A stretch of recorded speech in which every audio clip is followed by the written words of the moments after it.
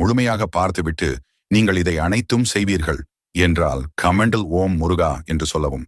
யார் நமது வீட்டிற்கு வந்தாலும் முதலில் அவர்களுக்கு தண்ணீர் கொடுக்க மறக்காதீர்கள். இதனை செய்வதால் கோடி நன்மைகள் நம் குடும்பத்துக்கு கிடைக்கும். இதற்கான காரணம் என்னவென்றால், உலகில் தண்ணீர் இல்லாமல் எந்த உயிரும் வாழ முடியாது. இதை நாம் முன்னோர்கள் ஆரம்பத்திலிருந்து கடைபிடித்த விஷயங்களில் ஒன்றுதான். நம் வீட்டுக்கு வருபவர்களுக்கு தண்ணீர் கொடுக்கும் போது அவர்களுக்கு அது இன்னும் சந்தோஷத்தை கொடுக்கும். இதே ஒருவர் கோபமாக நம் வீட்டிற்கு வரும்போது அவர்களுக்கு தண்ணீர் கொடுத்தால் அவர்களின் சில கோபத்தை அந்த தண்ணீர் அளிப்பதால் குறைத்துவிடும். கோபம், சந்தோஷம், சோகம் என்று எப்படி அவர்கள் வந்தாலும் அதை மாற்றும் சக்தி இந்த ஒரு குவளை தண்ணீருக்கு உண்டு. அதனால் எப்போதும் யாராவது உங்களிடத்தில் தண்ணீர் கேட்டால் இல்லை என்று மட்டும் சொல்லிவிடாதீர்கள். அது மட்டுமில்லை, முருகன், சிவன், பெருமாள், லக்ஷ்மி, பார்வதி தேவி என்று அனைத்து கடவுளின் ஆசீர்வாதமும் இதனை செய்வதினால் உங்களுக்கு கிடைக்கும். தவிச்ச வாய்க்கு தண்ணீர் கொடுக்கும் போது உங்கள் பரம்பரையே சாபத்திலிருந்தும் தப்பித்துக் கொள்ளலாம் என்று ஆன்மீகத்தில் சொல்லப்படுகிறது.